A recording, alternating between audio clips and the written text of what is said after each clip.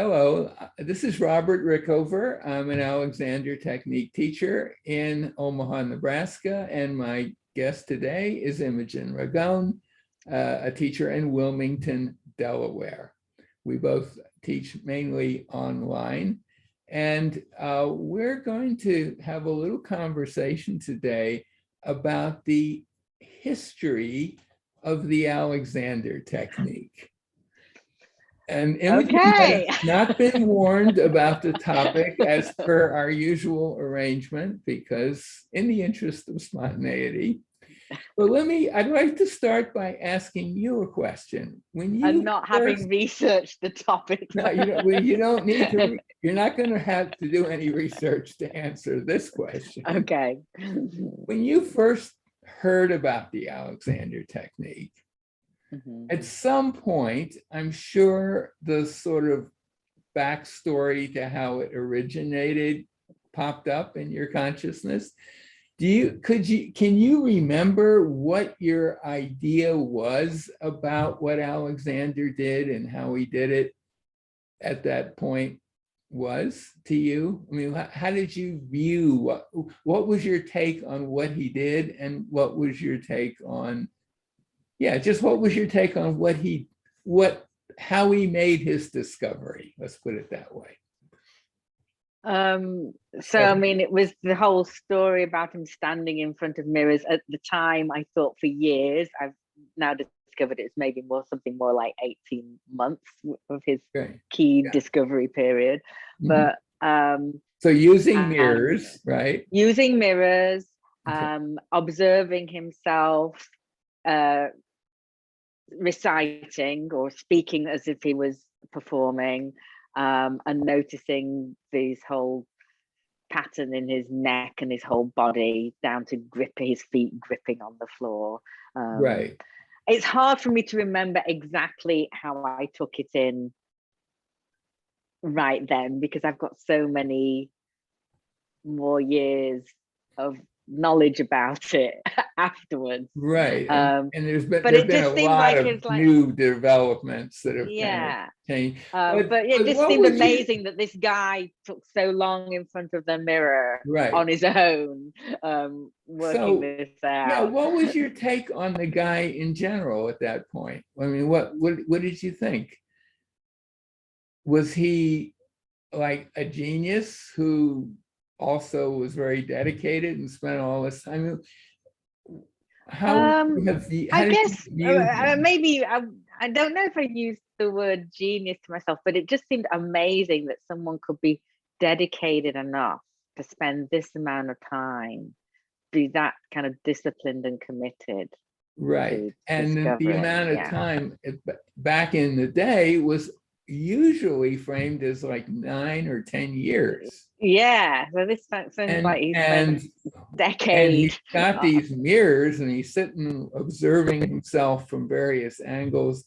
And you wonder, did he ever take a break and go out to the pub and have a drink? Or, I mean, it seemed kind of like a gargantuan project that involved being very intelligent and experimental, but also just totally dedicated to doing it. Yeah. That was sort of my take on it, and almost like a kind of a genius in the rough, no formal education to speak of, but he deep love of Shakespeare and all that stuff. I mean, he was a very literate kind of guy, but he wasn't educated in the normal sense. He had schooling, I think, mainly. But yeah, just this amazing guy. And then later on, when I learned more about Tasmania at the time he was living there, I was thinking, not just amazing, but like, given the dreadful environment of of Tasmania, they just killed off pretty much all the Aboriginal. It was a nasty, brutish place. It was really not formally a penal colony, but it was kind of had a very strong penal quality aspect to it. And here's this guy who comes out of that and you know, become super famous in the wider British Empire, and do all on his own, like lone genius, right? Yeah, And yeah. I think what's happened in the last number of years is we've kind of modified our view of what he did, and to the point where, yes, he did do some interesting self-experimenting, but it wasn't any 9 or 10 years. It was more, as you say, more like a year and a half. The timeline, Which isn't to say he not didn't important. continue to Oh, absolutely. work on himself and discover Right. things, but the time frame of the key discoveries Yeah. was, yeah, Right. yeah. And then there's the other kind of, the timeline just didn't support that earlier thing. You Yeah, just the myth. add the years up, it doesn't make sense. But the other thing is that it's my thought, I think a lot of people probably thought, well, here's this guy at the edge of the British Empire, very, very little contact with anything that's going on in the wider world. This was my view at the time. And he comes up with this stuff all on his own. I mean, that's pretty impressive. But it turns out that that's not exactly what happened. That he was in a world of fellow performers, especially when he got to Sydney and then later to Melbourne, and that and we know that around 1900, 1901, somewhere in there, he's in Melbourne, and he, on his stationery, he said, basically, I'm a teacher of Delsarte method. Now, Delsarte was a French guy, and a professor at the university, I think the Academy of Music, or the premier sort of institute of that kind of stuff in Paris. And he didn't write stuff very much. It turns out he did leave some notes behind, but he didn't write books or anything like that.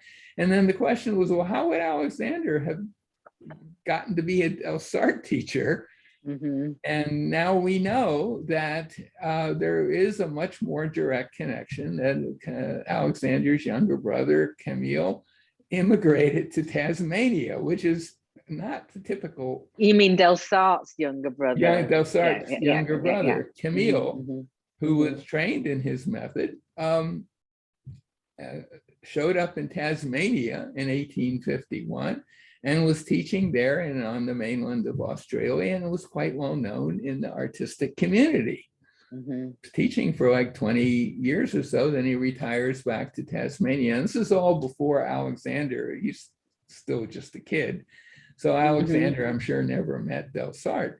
But when he got to places like Sydney and Melbourne, Delsarte was in the air if you were a performer. And Alexander wasn't just a reciter and actor. He was a serious student of the violin, not necessarily to be a professional player, but if you read his autobiography, which covers up, it's like the Michael Block.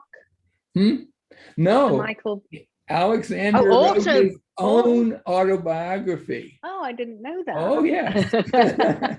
It ends before he goes to England, I think, as I remember. Oh, I see. Okay. But he talks about all these jobs that he's had. He gets these jobs in Sydney working for some company, and he's always having problems because they're telling him he has to work at a time when he's got violin lessons, right? And he's upset about that, and he'll threaten to quit if they don't let him take his violin lessons. So he was serious. He was obviously in the music world to some extent. He was a part of the performing community in Australia. And so the idea of using a mirror would not have been such a shocking thing for him to do, because Delsarte used mirrors all the time. That was a major part of his teaching. So now Alexander did go on to add some stuff like directions. That was certainly not part of Delsart's teaching. Alexander did a lot of good stuff on his own, but he also got a lot of help from outside. Yeah. And the reason why I think it's important to understand that is not to kind of make him seem like less of an innovative guy, but to take away some of that aura of this amazing person doing things that nobody else could probably have ever done, so that if you, the person reading about the technique, thinks, oh, I'd like to maybe learn some of this, I gotta go to, I can't go to Alexander because he's dead, but I want to go to someone that's gone through just tons of training in his method, that has spent kind of that long period of time working on themselves, and the kind of person that they're working with, this teacher, is almost like, I kind of could be put on a pedestal, like this is a person who's really done the work, and and I, just poor person with a back pain, I just, have that kind of, might be tempted to have that kind of relationship with the teacher, and the teacher might be tempted to have somewhat a similar thing in the opposite direction. I have spent 3 years on a training course, done postgraduate training, blah, blah, blah. And I don't think that's a healthy dynamic. Yeah, no, I agree. I mean, obviously you go to a teacher for help because they know some stuff that you don't know, or they can show you some things, but they're not like super people. No, I do this work because I need it myself. Me too. Yeah. It's not because I am beautifully coordinated and at ease every moment of the day. It's You're not this perfect exemplar of everything Alexander, dealing with some poor guy who's in pain or whatever, who knows nothing. It's not that way at all. And to even have a hint of that going on, I'd say is pretty counterproductive to the technique's popularity. And, even, people don't like to be told, or indirectly, however indirectly, that they're ignorant. And they're not ignorant in any case, it's, but there is a little aura of that you find in the Alexander world. I wouldn't say it's everybody. I imagine it's a lot less now than it was back in the day, but it's there. And I think I think it's a good thing to recognize, yeah, Alexander did some good stuff, but he isn't like someone that will never show up again, I confess here publicly that I have a pretty much love-hate dynamic with my opinion of Alexander. Of FM. Yeah, what's the love part and what's the hate part? Well, obviously I've got such a lot of personal benefit from the work that he started, or from based on our conversation, or got out there more, in his but a lot of what I learn about him as a person, I don't care for very much. And including the idea that you're talking about, the kind of idea that he was the lone genius. And I think it was I may be wrong, but it seemed like he didn't kind of try and dispel that myth. No, he did not. And in fact, it's telling that all his stationery in Melbourne says teacher, Delsart method. no mention of Delsarte ever after he got to England. Delsarte was French, maybe, and the Brits weren't crazy about the French, and Alexander wasn't crazy about anyone who wasn't British. I mean, he was sort of an equal opportunity disliker of other European countries, particularly Germany, but France as well, Italy. I mean, he was an Anglophone. I mean, He was an and this is Anglophone. part of what the bit that I find You don't like that problematic. about him. Problem, even though I am English. So yeah. So it's funny because I'd love to hang out with him. I wouldn't have a problem. I mean, I think I would see the unpleasant stuff, but I would still find him fascinating to chat with. Sure. But, yeah. Anyway, I just thought it was worthwhile talking about that because it really is that kind of weird thing in the Alexander world that, and it also, the other thing that maybe it sheds a little, maybe not so much sheds light on, but gives you a different perspective. One of the problems the Alexander world is confronting right now is Alexander's racism. And which I have to say, I exposed many years ago, like 30 years ago, I wrote a piece on that. And I got a lot of nasty comments. Why does that matter? Product of his time, blah, blah, blah, which, it was. But it's important to know about that for sure. He was a flawed guy as a person. Yep. And I don't think he was a whole lot more flawed than most of the guys back then were, but he wasn't an exceptionally flawed guy, but he was a flawed guy. And by today's standards, so some of his thinking does sound pretty awful. Well, then the question is, well, if you're basing your interest in the Alexander technique on this lone genius, wonder Superman type guy, and then you discover he's got some pretty basic flaws in his own personality, does that destroy your interest in his discoveries? Or do you just think, well, okay, he had some good ideas, but I can separate those out and disown them and still take advantage of what he did discover?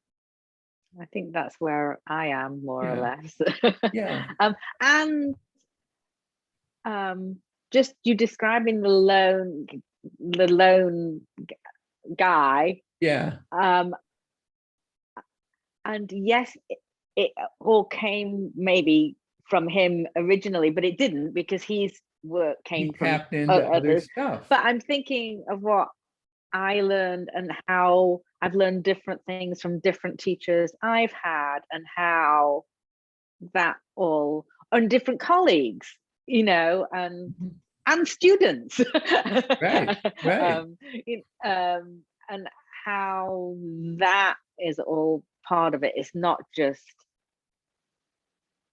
just his work in isolation from anything else that's come since or before, or in my own work and discoveries working with the principles, etc.